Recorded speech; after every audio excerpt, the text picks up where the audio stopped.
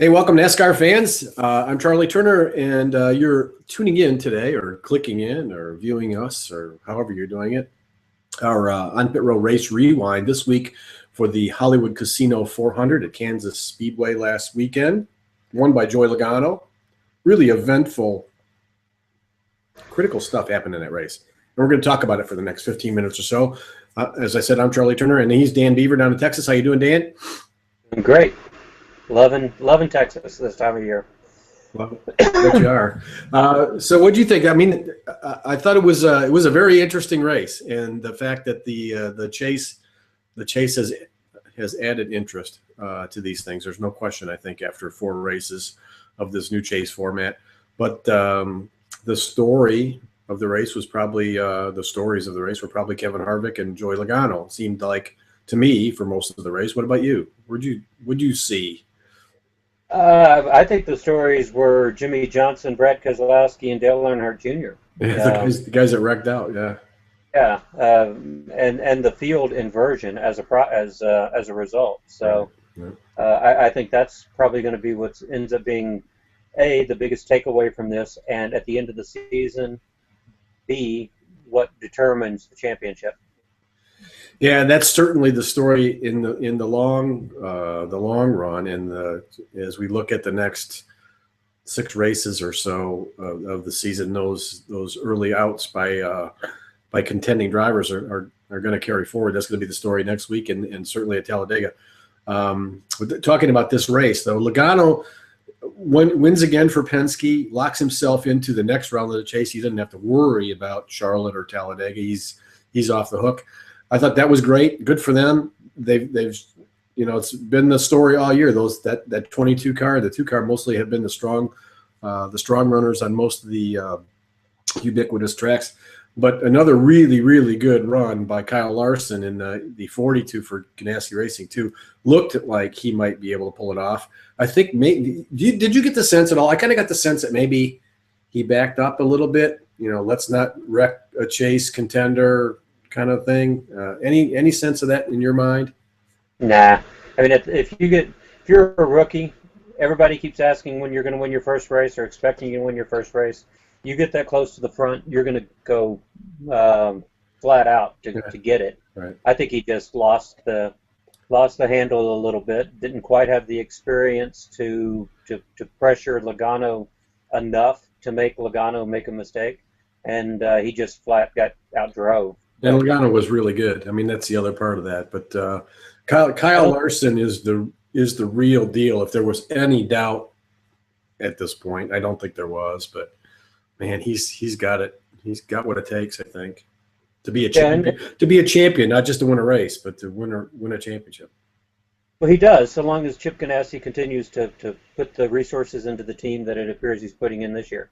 If he goes back to resources not being quite what they should be, then Larson's locked into a team that has limited potential, and that limited potential may be making the chase a number of times and contending, but not quite being able to finish off the job.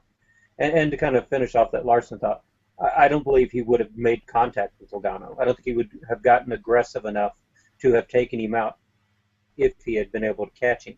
But I just don't think he was able to catch him, and so the point was moot. Yeah, I think you're right. But no, Larson. Go ahead. The only thing that remains for him is to win a race. He's proved everything he needs to prove as a rookie. In some degree, he's gotten better at the second half of the season, like he's supposed to. And the only check mark that still needs to be checked is winning a race in his rookie season.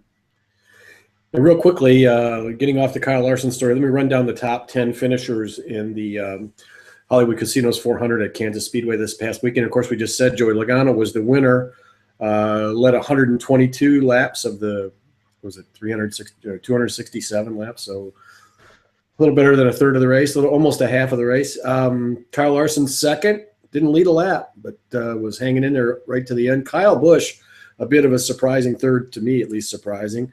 Martin Truex Jr., I think that was a call out by you last week on the On Pit Row show, by the way, that Martin Truex would have a good weekend, and he finished 4th. Carl Edwards was 5th. Good finish for the Roush Fenway driver. Ryan Newman, 6th, another strong, solid, consistent finish for Newman in the chase. Denny Hamlin, 7th.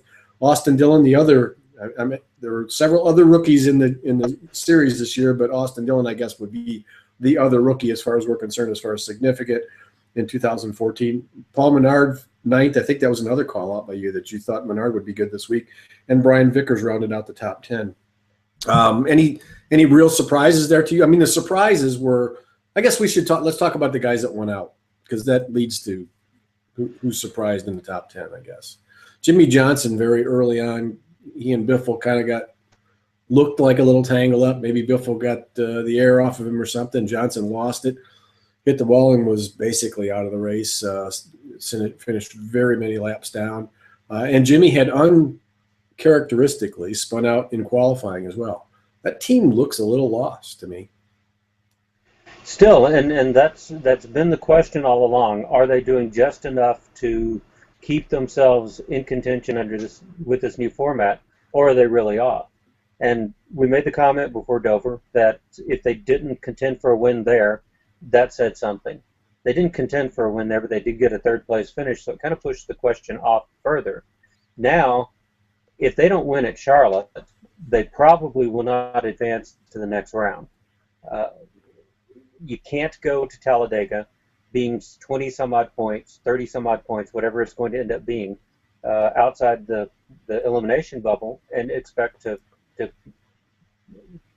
do well there. You've got to kind of have a little bit of a cushion, or you've got to have those things fixed before you get there.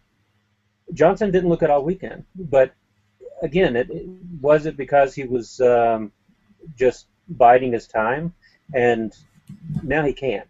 And I think Biffle did a little more than take the air off the spoiler. He ran into the back of him and spun him out. Not that it was necessarily Biffle's fault.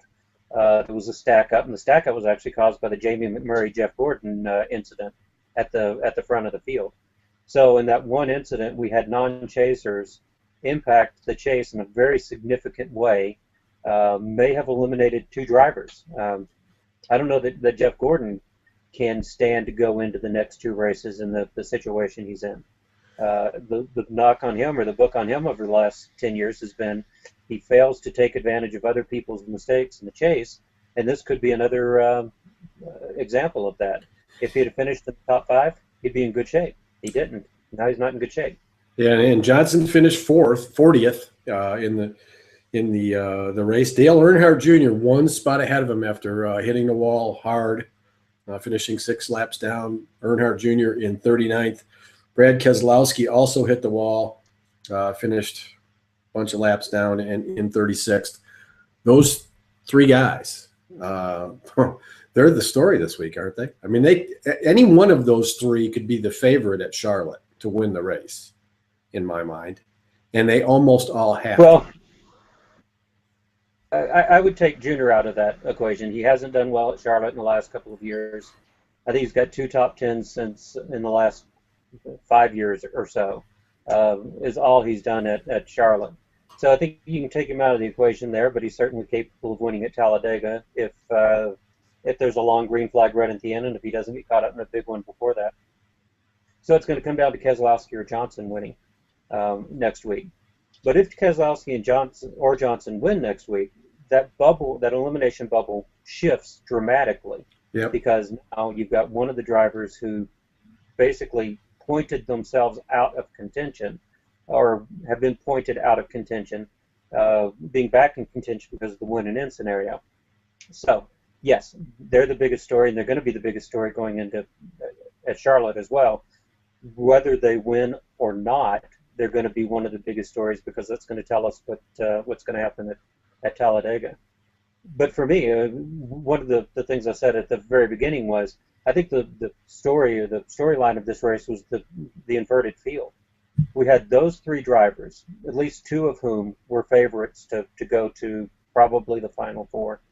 Now, probably only one of them is going to make it through, one of those 3. I don't see Earnhardt, Johnson, and Keselowski, all 3, being able to advance to the next round. Meanwhile, the drivers that I at least had listed at the bottom, Edwards, Newman, and Hamlin, 3 of those finished up in the top 5, and at least one of them is going to make it through to the next round. Probably 2 of them make it to the next round.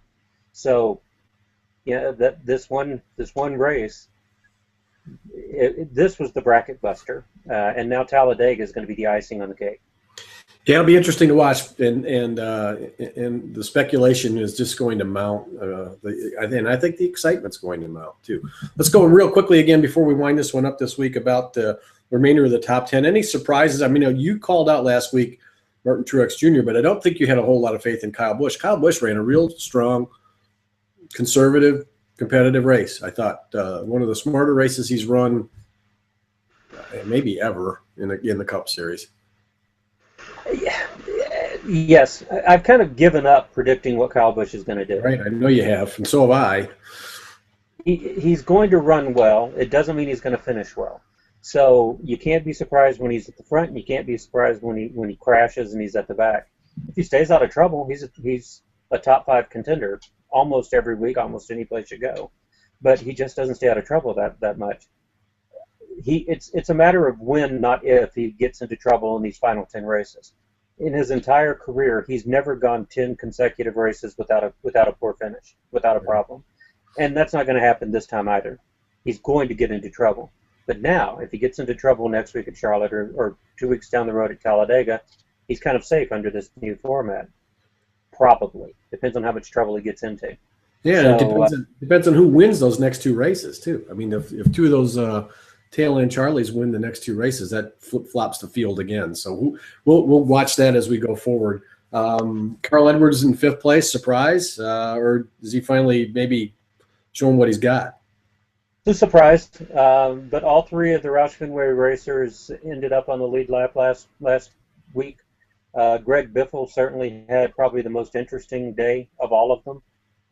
Ricky Stenhouse Jr. took the free pass or wave around one or the other to get back on the lead lap. The fact that all 3 of them finished on the lead lap, I think, is more important to Edwards' chances to keep going than Edwards' 5th place finish. That was his first top 10 in the last 5 races, I believe. But he came close last week in the 11th at Dover. And maybe it means that things are starting to turn around. It's too soon to tell. I think they need to run at least 2 strong races back to back. But what he did do with that is give himself some breathing room, and I think that's very important. Well, sticking with your thought, I'm sorry, go ahead. Oh, I was going to kind of shift, so go ahead and finish off that. Well, I was going to say, sticking with your thought process there, Richard Childress Racing, all 3 of their drivers finished in the top 10. The 9th place, Paul Menard, Austin Dillon in 8th, and Ryan Newman in 6th. Newman's the only chaser. But I would say that bodes really well for Newman, too, going forward. That team looks to me, looks solid. They look very good. Maybe stronger than Hendrick. I wouldn't go that far. I think Hendrick had a bad race last week, and it was mostly things that shouldn't have happened. But I think they're probably still one of the strongest organizations. Newman has taken over, I think, Kenseth's role as being the most consistent driver going forward. So I predict that Newman's going to advance to the Eliminator round. Kenseth probably will not advance to the Eliminator round because only one of the drivers is going to make it on consistency, not 2. And I think that's going to be Newman. The other thing that I think is Denny Hamlin had a great race. He finished 7th. He put himself fairly high up in the points. But I made this analogy in one of the stories I wrote today. It was either I think it was the Chasing Charlotte story that'll be live on Roto World by the time this goes up. That Hamlin is kind of like that first driver who doesn't take tires when everybody else pits. So he's the one most likely to get overhauled by one of those guys that fell beneath the elimination bubble. And I think he needed more than a 7th place finish. He certainly needs another top 10 or a top 5 at Charlotte in order to solidify his odds as being one of the guys to advance. So his 7th was good. It was a little surprising, but I think it's too soon to know exactly what. Well, my final thought on the whole thing, and it relates to Hamlin, is this was the race that I thought Hamlin would would really have a bad finish. This has not been a good track for him in the past, and he didn't have a good feeling about the top 10. I thought that was pretty significant. I look for him to move on to the next round. I'm got a little different feeling about it than you do, but we'll talk about it next week. We'll be reviewing Charlotte next Tuesday, and it's going to be really interesting. NASCAR's got it with this format, I think.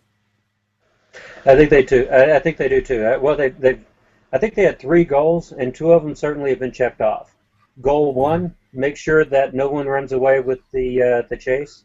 Goal 2, make sure that we keep talking about it. Goal 3, the best driver wins. I'm not sure about that 3rd goal after Kansas's race. If Logano is the only one of the top 4, the best 4, which would be Logano, Keselowski, Jeff Gordon, Kevin Harvick, if somehow those other guys don't advance, or if only one of those other guys advances, then it's a bit of a cakewalk to Homestead, and NASCAR may not get to check off that final box. Yeah, it'd be worth watching, and we'll do it. We'll be back next week for our On Pit Road Race Rewind for what's the name of this race coming up? I can't remember. I didn't look it up. Is this Bank America 500? Bank of America 500? Yeah. I believe that's what it is. Or for us old timers, the National 500. That's right. Okay, he is Dan Beaver. Follow him on Twitter at Fantasy Race. Read his fantasy racing articles at yahoosports.com and rotoworld.com this weekend. Those are all live right now. So get your info right away, and follow me on Twitter at On Pit Row. And make sure that you download the free app for On Pit Row magazine. Check it out. Download the free subscribe and get free magazines, and then we're really proud of it. And we'll replay this rewind in this week's issue. So, Dan, talk to you soon. Yes, you will.